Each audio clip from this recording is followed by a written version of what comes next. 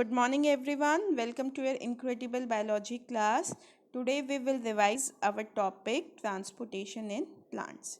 So, let's start with our topic. So, we know humans have a well developed circulatory system. आपको दिख रहा है कि blood कैसे फ्लो कर रहा है ना? लेकिन प्लांट के पास क्या ऐसा ही ब्लड सर्कुलेटरी सिस्टम है?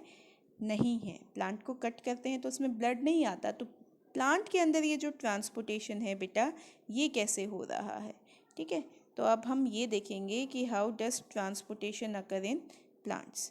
सो प्लांट्स में ट्रांसपोर्टेशन समझने से पहले, ट्रांसपोर्टेशन आपको पता है, movement of substance from source to sink. So what is a source? Source क्या होता है? जहाँ पे भी सब्सटेंस अवेलेबल है, प्रोड्यूस होता है, उसको हम सोर्स कहते हैं। और जहाँ कहीं पे सब्सटेंस की रिक्वायरमेंट है या स्टोर होगा वो सब्सटेंस, उसको सिंक कहते हैं। For example, by the process of photosynthesis, glucose is produced. So glucose is produced in the leaves of the plant. glucose कहाँ प्रोड्यूस हुआ? लीव्स में। तो लीव्स क्या हो गई? सोर्स। अब उस ग्लूकोज की जहाँ कहीं पे रिक्वायरमेंट है वो क्या हो जाएगा?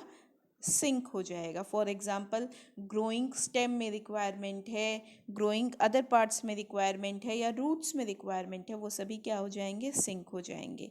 Okay, so let's talk about root hair. Root hair की बात करें हम, रूट्स क्या एब्जॉर्ब करती हैं? वाटर और मिनरल। तो नाइट्रेट्स, नाइट्राइट्स कहाँ अवेलेबल है? रूट हेयर के पास अवेलेबल है, सॉइल में अवेलेबल है। तो रूट हेयर नाइट्रेट्स और नाइट्राइट्स का क्या हो गया? सोर्स। अब उसकी कहाँ रिक्वायरमेंट है? अगर उसकी रूट टिप के ऊपर रिक्वायरमेंट है या स्टेम में रिक्वायरमेंट है, तो वो क्या हो जाएंगे? सिंक हो जाएंगे। Okay, for nitrates and nitrites. तो सोर्स क्या होता है? जहाँ पे सब्सटेंस प्रोड्यूस हो, अवेलेबल हो। सिंक क्या होता है? जहाँ पे सब्सटेंस की रिक्वायरमेंट है या जहाँ पे वो स्टोर हो रहा है। Okay, so transportation in plants, plants के पास कोई वेल डेवलप्ड सिस्टम नहीं है हमारी तरह। तो ब्लैक एरो से मार्क किया गया है कि रूट्स जो हैं वाटर एब्जॉर्ब करेंगे और वो वाटर कैसे ट्रांसपोर्ट होगा।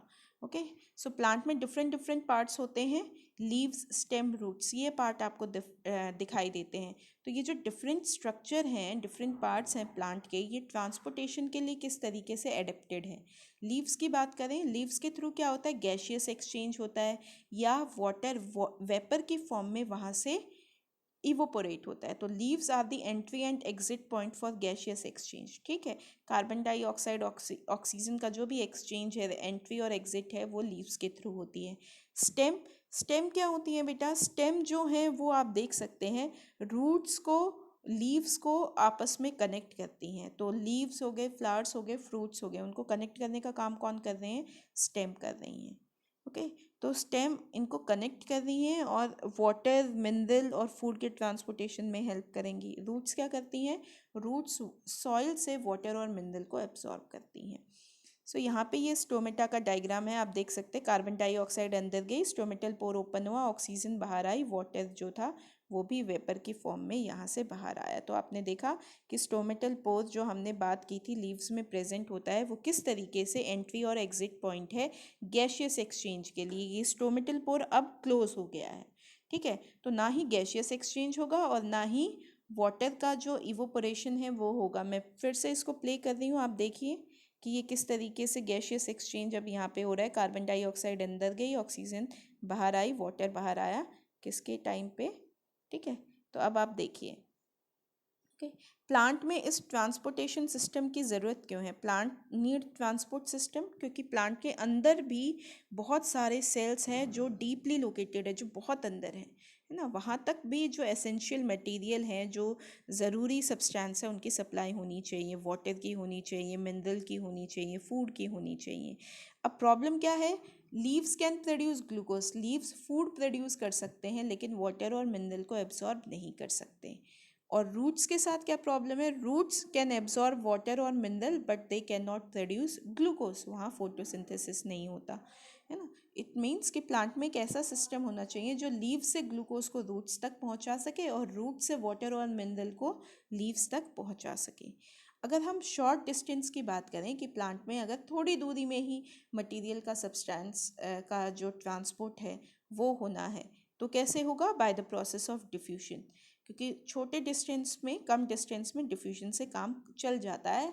हाई अमाउंट से लो अमाउंट में वो सब्सटेंस इजीली डिफ्यूज़ हो जाएगा, मूव हो जाएगा।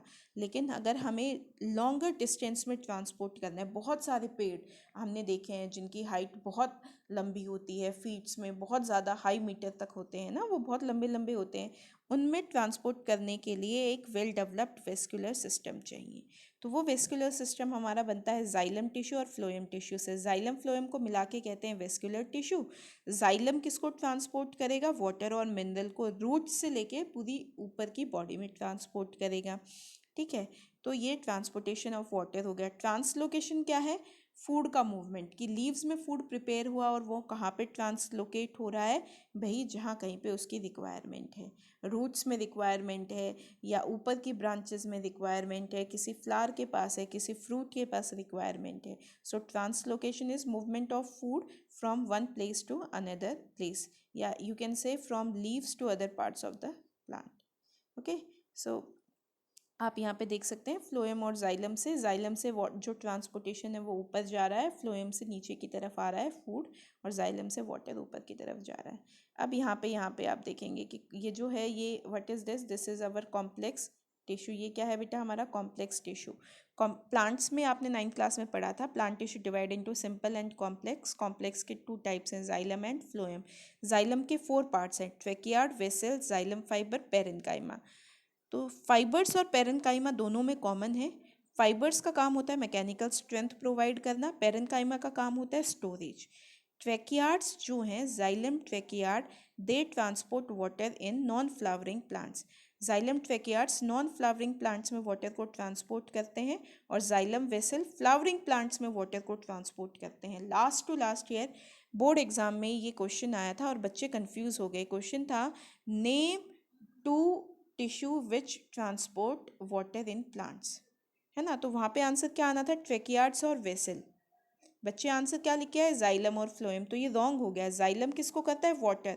अगर आपसे ये पूछा जाए कि 2 टिश्यू जो वाटर ट्रांसपोर्ट कर रहे हैं, तो आप वहाँ पे लिखेंगे tracheids and vessel, xylem tracheids and vessel. Phloem क्या करता है? फ्लोएम फूड को ट्रांसपोर्ट करता है। फ्लोएम के भी 4 पार्ट है, फ्लोएम पेरेन्काइमा, फ्लोएम फाइबर। इनका फंक्शन मैंने आपको बता दिया। पेरेन्काइमा क्या करेगा बेटा? पेरेन्काइमा जो है वो स्टोरेज करेगा, फाइबर्स जो हैं वो मैकेनिकल स्ट्रेंथ देंगे। फ्लोएम में सीव ट्यूब्स जो हैं वो फूड को ट्रांसपोर्ट करेंगे। सीव एलिमेंट्स जो हैं ट्यूब के फॉर्म में होते हैं, वो फूड को ट्रांसपोर्ट करेंगे। कंपेनियन का मतलब होता है साथी, तो जो सीव ट्यूब के आसपास के सेल्स हैं उनको कंपेनियन सेल कहा जाता है, और कंपेनियन सेल बेटा फूड को ट्रांसपोर्ट करेंगे। जाइलम फ्लोएम में क्या डिफरेंस है? फ्लोएम फूड को ट्रांसपोर्ट करेगा, शुगर को, अमीनो एसिड्स को, जाइलम वाटर और मिनरल। फ्लोएम में जो ट्रांसपोर्ट होगा बेटा बाई डायरेक्शनल, ठीक है, फूड किसी भी डायरेक्शन में मूव कर सकता है। लेकिन जाइलम में जो ट्रांसपोर्ट होगा वो यूनी डायरेक्शनल, सिर्फ नीचे से ऊपर की तरफ, फ्रॉम डाउनवर्ड टू अपवर्ड, एक ही डायरेक्शन में वाटर जाएगा। Okay, phloem, xylem root, stem, leaves हर जगह प्रेजेंट होते हैं और इंटरकनेक्टेड होते हैं। ओके, रूट, स्टेम, लीव्स का फ्लोएम एक दूसरे के साथ इंटरकनेक्टेड है, रूट, स्टेम और लीव्स का जाइलम एक दूसरे के साथ इंटरकनेक्टेड है। Phloem is made up of more living cell. Phloem में ज़्यादातर पार्ट कौन से थे बेटा? लिविंग थे। अगर आप देखें ऊपर के तीनों पार्ट फ्लोएम के लिविंग है, sieve tube, companion cell, phloem parenchyma. सिर्फ फ्लोएम फाइबर डेड पार्ट है। So phloem is made up of more living cell, xylem is made up of more dead cell. Xylem का सिर्फ last part parenchyma ही living है, बाकी ट्रेकियार्ड, vessel, fibres जो हैं वो तीनों के तीनों किस तरीके के हैं बेटा? डेड हैं। ठीक है, ओके, सो ये भी देख लिया आपने। ओके, सो यहाँ पे आप देख सकते हैं कि जाइलम वेसल में वन वे में ट्रांसपोर्ट हो रहा है वाटर और मिनरल का, और बीच में किसी तरीके की एंड वॉल नहीं है, कोई पार्टीशन नहीं है। जबकि फ्लोएम में बीच बीच में एंड वॉल है। ये सीव प्लेट है, जैसे सीव होती है छलनी, है ना, तो ऐसी ही सीव प्लेट है जिसके थ्रू फूड का ट्रांसपोर्टेशन होगा। अच्छा, ये जो ट्रांसपोर्टेशन है, फ्लोएम में ज़्यादातर एक्टिव ट्रांसपोर्टेशन हो रहा है, और जाइलम में जो ट्रांसपोर्टेशन है वो थोड़ा पैसिव है। तो एक्टिव और पैसिव ट्रांसपोर्ट का क्या होता है हम यहाँ से समझ सकते हैं। देखो, मैं और आप, हम दोनों हिल पे जा रहे हैं, हमारे पास क्या है बेटा? साइकिल है। तो साइकिल से हमें अगर उस हिल के ऊपर जाना है तो हमें क्या करना पड़ेगा? उस साइकिल को चलाने के लिए अपनी एनर्जी लगानी पड़ेगी, है ना। So we are moving from low to high. So जब भी बॉडी के अंदर या किसी सेल के थ्रू ट्रांसपोर्टेशन होगा from low amount to high amount, from low concentration to high concentration with the use of energy, उसको हम कहते हैं एक्टिव ट्रांसपोर्ट। और पैसिव क्या होगा? अब हम हिल के ऊपर पहुंच गए, अब हमें नीचे आना है, तो क्या अब भी हमें साइकिल चलाने की ज़रूरत पड़ेगी? नहीं, साइकिल अपने आप आएगी, because we are moving from high to low. So whenever transport takes place from high amount to low amount, high concentration to low concentration without use of energy, it is known as passive transport. ठीक है, active passive समझ में आया। हमारे daily basis में भी इसके बहुत से एग्जांपल है, जैसे वाटर सप्लाई आती है और ऊपर घर, हमें ऊपर टैंक में अगर वाटर को पहुंचाना है तो हमें क्या, किसका यूज़ करना पड़ता है? मोटर का यूज़ करना पड़ता है, इलेक्ट्रिसिटी का, है ना, ऊपर की टंकी में पानी पहुंचाने के लिए। और उसी टैंक के वाटर को, उसी टंकी के पानी को जब हम अपनी किचन या वॉशरूम में यूज़ करते हैं, क्या तब हमें इलेक्ट्रिसिटी की ज़रूरत पड़ेगी? नहीं। तो पहले हमें इलेक्ट्रिसिटी की ज़रूरत क्यों पड़ी? क्योंकि पानी जा रहा था नीचे से ऊपर। अब पानी ऊपर से नीचे आ रहा है तो हमें इलेक्ट्रिसिटी की ज़रूरत नहीं पड़ेगी। तो एक्टिव पैसिव समझ में आया होगा। यहाँ पे डायरेक्शनल का फ्लो चार्ट है, डायरेक्शन का। तो आप देखिए, रूट से वाटर गया जाइलम में, रूट जाइलम से स्टेम जाइलम में, ब्रांचेस में और लीव्स में, और फिर लीव्स के थ्रू ट्रांसपिरेशन से बाहर आ जाएगा। वहीं पे अगर हम फ्लोएम की बात करें फूड की, फूड लीव्स में था, लीव्स से मिजोफिल सेल से कहाँ चला गया? सीव ट्यूब में। ओके, तो फिर वो स्टेम में गया और फिर ब्रांचेस और रूट्स में, तो बाई डायरेक्शनल ट्रांसपोर्ट हो गया वो। यहाँ पे नंबर दिया है 1 2 3 4 5 6 7। तो 1 क्या रिप्रेजेंट कर रहा है? जो वाटर सॉइल में प्रेजेंट है। रूट हेयर उसे ऑस्मोसिस के थ्रू एब्जॉर्ब करेंगे। रूट हेयर से वाटर गया कॉर्टेक्स में, रूट कॉर्टेक्स में, रूट कॉर्टेक्स से रूट के जाइलम में, फिर स्टेम के जाइलम में, फिर लीव्स में पहुँचा और लीव्स में ट्रांसपिरेशन के थ्रू स्टोमेटा से बाहर आ गया। आपने वीडियो में देखा था ना, स्टोमेटा के वीडियो में, कि कैसे वाटर बाहर आ रहा था। तो स्टोमेटा से जो वाटर आता है वो वेपर की फॉर्म में आता है और इसी प्रोसेस को हम ट्रांसपिरेशन कहते हैं। ओके, सो ये वाटर कैसे एब्जॉर्ब होता है, कैसे मूव होता है? तो देखो यहाँ पे क्या क्या लिखा हुआ है। Capillarity, suction pressure, water lost by transpiration. इसको थोड़ा सा हम एक्सप्लेन करेंगे। ट्रांसपिरेशन क्या है? कि loss of water in the form of water vapour from the aerial parts of the plant. तो आपकी जो ग्रीन स्टेम है या ग्रीन लीव्स हैं, उसमें जो स्टोमेटा प्रेजेंट है वो वाटर को वेपर की फॉर्म में रिलीज कर रही हैं, लॉस्ट कर रही हैं, और उसी प्रोसेस को हम ट्रांसपिरेशन कहते हैं। अब ट्रांसपिरेशन की इम्पोर्टेंस क्या है? ट्रांसपिरेशन 99.5% जितना भी वाटर प्लांट ने जो भी वाटर एब्जॉर्ब किया, उसका 99% तो वो ट्रांसपिरेशन से लूज़ कर देता है। क्यों लूज़ कर रहा है? सक्शन पुल को, ट्रांसपिरेशन पुल को क्रिएट करने के लिए। जब 99% वाटर जो प्लांट है 99% वाटर उसने लूज़ कर दिया, सिर्फ 1% वाटर वो अपने मेटाबॉलिक एक्टिविटीज़ के लिए यूज़ करता है, 99% वो लूज़ कर देता है। जिसकी वजह से क्या होगा? प्लांट बॉडी में वाटर की स्केर्सिटी हो जाएगी, कमी हो जाएगी, और उसकी वजह से जो रूट्स हैं वो वाटर को क्या करेंगी बेटा? एब्जॉर्ब करेंगी। तो नेगेटिव प्रेशर ग्रेडियंट डेवलप हो गया, जिसकी वजह से रूट्स है वो वाटर को एब्जॉर्ब करेंगी। ओके, ट्रांसपिरेशन की हेल्प से प्लांट खुद को कूल भी रखता है, अपना टेम्परेचर मेंटेन करके रखता है, और यही रीज़न है कि हम पेड़ की छाँव में जाके बैठते हैं तो हमें गर्मी से राहत मिलती है। ओके, तो यहाँ पे ये था कि भाई टेम्परेचर को रेगुलेट करता है ट्रांसपिरेशन, और ट्रांसपिरेशन की वजह से सक्शन पुल क्रिएट होता है, जिसकी वजह से रूट हेयर वाटर को एब्जॉर्ब करती हैं। ठीक है, ओके। अच्छा, ये जो ट्रांसपिरेशन पुल है ये कैसा होता है? बिल्कुल ऐसा होता है जैसे हम एक स्ट्रॉ की हेल्प से, एक पाइप की हेल्प से जूस को पीते हैं। तो आप देखेंगे कि ये जूस का ग्लास है, इसमें आपने स्ट्रॉ डाला, तो इस स्ट्रॉ में कुछ लेवल तक तो पानी अपने आप ये जो जूस है ये अपने आप एंटर कर गया। आपके पास जूस का एक ग्लास था, उसमें आपने स्ट्रॉ डाली, तो जैसे ही आपने स्ट्रॉ डाली तो कुछ लेवल में जूस अपने आप ऊपर तक आ गया। लेकिन क्या वो पूरी पाइप में आ गया, आपके मुंह तक आ गया? बिल्कुल नहीं। तो आपको क्या करना पड़ा? अपने तक पहुंचाने के लिए अपने अपने माउथ से एक सक्शन फोर्स लगाया, सक किया उस जूस को। तो बिल्कुल ऐसे ही जब रूट्स वाटर में कांटेक्ट में है, सॉइल के वाटर के साथ कांटेक्ट में है, तो कुछ वाटर तो अपने आप ही एंटर कर जाता है, और वाटर के साथ साथ आयंस भी एंटर करते हैं, और उस आयंस के डिफरेंस को एलिमिनेट करने के लिए वाटर जो है वो मूव करता है, लेकिन वो पूरी हाइट तक नहीं जाता। तो प्लांट क्या करता है? आपने तो अपने मुंह से सक्शन फोर्स लगाया है ना। प्लांट क्या करता है, ट्रांसपीरेशन से पानी को लूज करके वो सक्शन पुल क्रिएट करता है। अब एडहेसिव और कोहेसिव फोर्स की हेल्प से जो वाटर है वो ऊपर की तरफ मूव करेगा। तो यहाँ पे देखो ये बर्ड भी जूस को पीने के लिए अपने माउथ से सक्शन पुल लगा रहा है। तो यहाँ पे दो टाइप का फोर्स होता है, एडहेसिव और cohesive.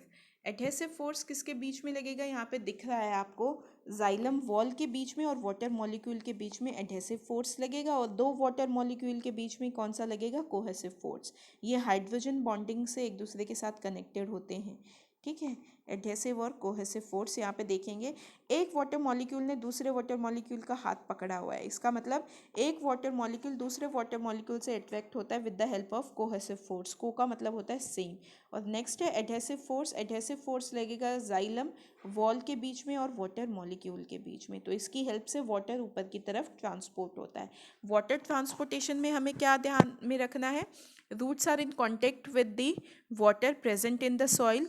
Now ions which are present in the soil move into the roots and a difference is created। दोनों के बीच में, रूट्स के आयंस के बीच में और सॉइल के आयंस के बीच में डिफरेंस क्रिएट हो गया। उस डिफरेंस को एलिमिनेट करने के लिए root hair will absorb water, okay, and with the help of adhesive and cohesive force water will move upward and this will be maintained by the suction pull। suction pull इसमें help करेगा transpiration pull. Transpiration से जो water loss हो गया वो water को ऊपर की तरफ जाने में हेल्प करेगा with the help of two type of force, adhesive and cohesive.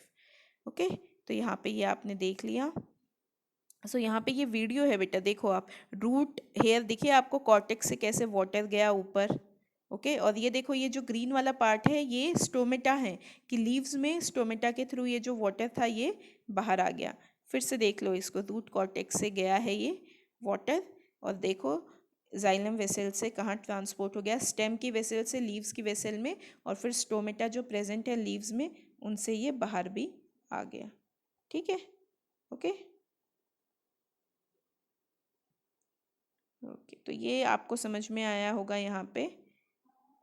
ठीक है, अब देखो यहाँ पे आपका जो नेक्स्ट है, ये आपका एक्सप्लेनेशन है किसका, फूड ट्रांसलोकेशन का। फूड कैसे ट्रांसलोकेट होता है, तो जो लीव्स हैं उसके अंदर क्या प्रिपेयर हुआ था, फोटोसिंथेसिस के थ्रू आपका फूड जो है वो प्रिपेयर हुआ था, सुक्रोज आ गया। तो ये जो सुक्रोज है वो कहाँ चला जाता है, मीज़ोफिल सेल से वो चला जाएगा आपके सीव ट्यूब सेल्स में। तो ये जो कंपेनियन सेल है इनका क्या काम होता है, कंपेनियन सेल जो हैं वो सीव ट्यूब की एक्टिविटी को कंट्रोल करते हैं। अब देखिए सीव ट्यूब में फूड चला गया, कहाँ से आया ये फूड, लीव्स से। लीव्स में जो ग्लूकोज प्रिपेयर हुआ था वो कहाँ चला गया, सीव ट्यूब में। अब ब्लू कलर से एरो से देखिए, फ्लोएम के सीव ट्यूब के आसपास जितना भी जाइलम था उसने अपना वाटर किसको दे दिया बेटा, फ्लोएम को दे दिया। तो जैसे ही वाटर फ्लोएम के अंदर आ गया वैसे ही ऑस्मोटिक प्रेशर लगा, वाटर का एक प्रेशर लगा, हाई प्रेशर क्रिएट हो गया और फूड ने मूव करना शुरू कर दिया। ये फूड कहाँ पे जाएगा, लो प्रेशर वाले एरिया पे जहाँ पे उसकी रिक्वायरमेंट है ना। तो एनर्जी की हेल्प से, एक्टिव ट्रांसपोर्ट की हेल्प से जो फूड था मीज़ोफिल सेल्स में या लीफ में जो फूड था वो सीव ट्यूब के अंदर गया। सीव ट्यूब में फूड आया तो आसपास के जाइलम वेसल्स ने अपना वाटर किसको दे दिया बेटा, जाइलम सेल्स ने अपना वाटर फ्लोएम के सीव ट्यूब को दे दिया। और जैसे ही वाटर सीव ट्यूब में आया ऑस्मोटिक प्रेशर लगा और फूड ने, ग्लूकोज ने, सुक्रोज ने मूव करना स्टार्ट कर दिया। अब ये ग्लूकोज कैसे मूव करेगा, from high area, high pressure to low pressure. ठीक है, जहाँ पे उसकी रिक्वायरमेंट है वहाँ पे लो प्रेशर होगा, और जहाँ पे ही, जैसे ही ये फूड सिंक में पहुँच जाएगा जहाँ पे इसकी रिक्वायरमेंट थी, जो वाटर है वो वहाँ से निकल के आसपास के जाइलम में चला जाएगा। सो ऑस्मोटिक प्रेशर की हेल्प से जो मूवमेंट है वो हो रहा है यहाँ पे, है ना। फ्लोएम में और जाइलम में दोनों में देखो मूवमेंट जो है यहाँ पे दिखाया गया है। जाइलम में कोई एंड वॉल नहीं है, सीव ट्यूब और आपके फ्लोएम में है। ठीक है बेटा, ओके, सो ये देखा आपने। So thank you class, revise well for your UT, अच्छे से तैयारी कीजिए बेटा। Okay, thank you class.